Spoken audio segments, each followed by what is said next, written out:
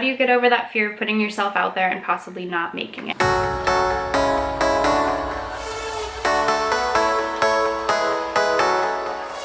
Okay, I feel like the lining is just a tad bright in here, but it's cool. We're working with it. Hey guys, welcome to today's video. Today I'm going to be doing another coffee and confessions. Today we have my usual iced chai. I don't think I've ever had like my actual go-to Starbucks drinks in one of these videos yet. But today we have my grande iced chai, 1 pump of sugar-free vanilla, 3 pumps of chai, and coconut milk. Alright, so today's topic is going to be all around the aspects of being an influencer slash YouTuber, you know, all of the words that they use to describe this kind of job. So I asked you guys on Instagram and you guys sent in some good questions. I just need 1 second to find them. I asked you guys sent in a ton of good questions, and then, whoa, okay. So the original post somehow got misplaced and I lost all the questions. So I asked you guys again in a second post. So now that we have the first post back, we are going to go through both of them and just answer any of the questions that you guys sent in. I will go ahead and answer as many. Whoa, okay. I will answer as many as I possibly can. I actually kicked my tripod kind of hard and that kind of hurt my big toe. So, all right, let's go through these. There's a lot of good questions in here. Let's start. Do you get a lot of stuff from PR boxes? Love your videos, by the way. Thank you. I'm glad you guys enjoy them. As far as stuff from PR boxes, I'm actually not on any PR lists. I don't have like a manager who helps me run my channel or anything like that. It's all on me. Everything is run by me. So any kind of like, I guess, PR boxes that I get are basically stuff that either the brand has reached out to me personally via like Instagram or an email, something like that. I think it kind of fluctuates. Some months I will get a ton of stuff and it's kind of crazy. Some months I won't get anything at all. It kind of just varies based on like the content that's on my channel, the views that I'm getting, and who's wanting to work with me, stuff like that. What is the best part about being an influencer? Honestly, just getting to connect with you guys. I think that's my answer every single time, and it's so true. I love meeting with you guys. I love connecting with you guys on social media and meeting you guys in person, stuff like that. It's just so freaking cool and surreal that I get to do this as my job, and that's all because of you guys. Because seriously, I literally would not be able to do any of this without you guys that are sitting here and watching the video right now. This is the reason why I do it. Does being a YouTuber influencer affect your relationships, family slash personal, etc.?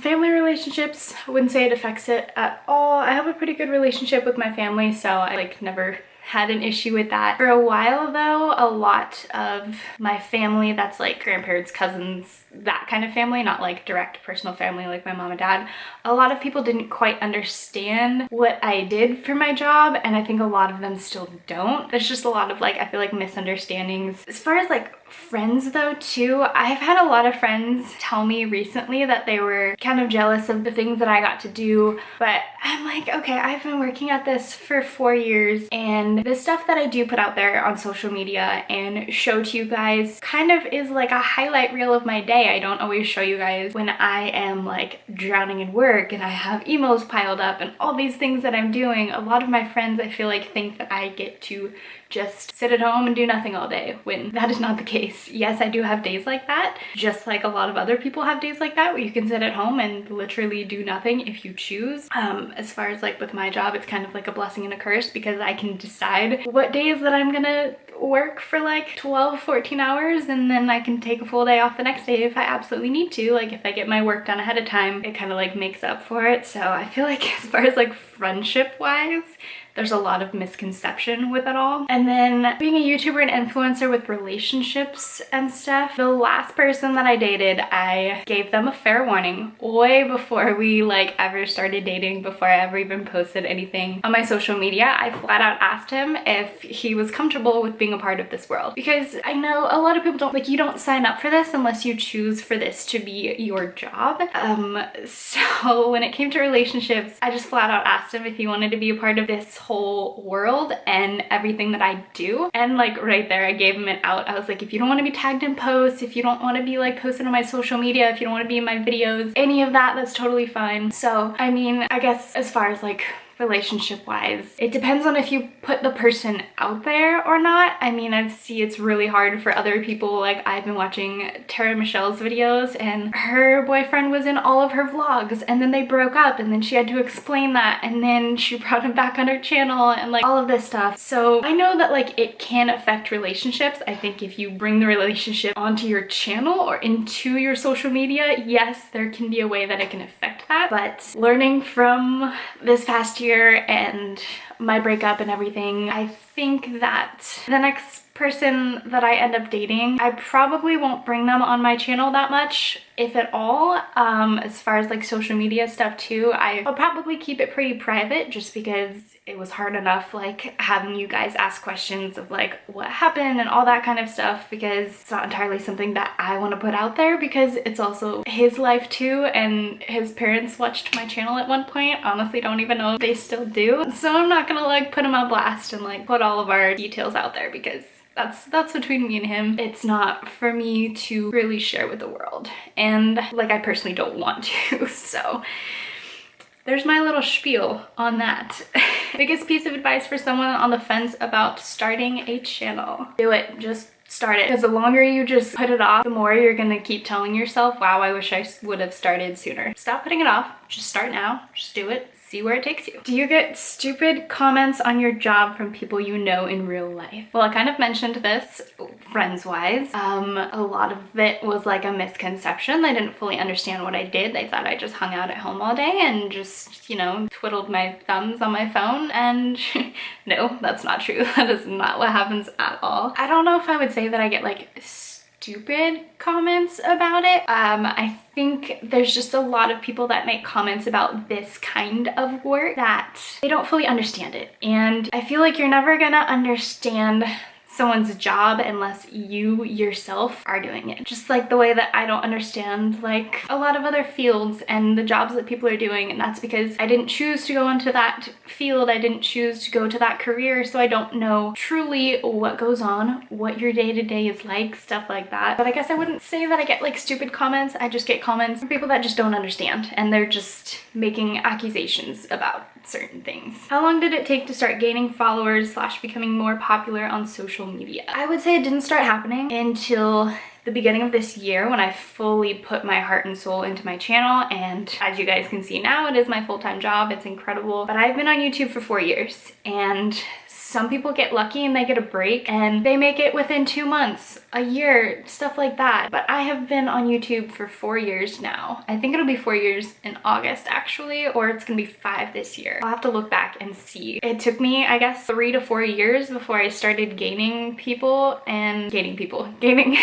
subscribers and like a following and stuff like that. And that's mostly just because of the effort that I put into it. You get in what you get out what you put in to your channel, if that all makes sense, if I said that whole thing correctly. So if you are sitting there posting one video once a month, you're not networking yourself, you're not connecting with other people, what can you expect from that? Not much. But if you are out there putting your heart and soul into your videos, talking to people, networking, making good videos, consistently uploading, like that is what people like to see, and that's what's gonna bring people back. How do you manage Instagram scheduling and being present on socials? I'm gonna be real with you guys, it is like the most random times that I will decide to like pull up my phone sometimes and post something. Like I don't have like a consistent schedule for Instagram or anything like that.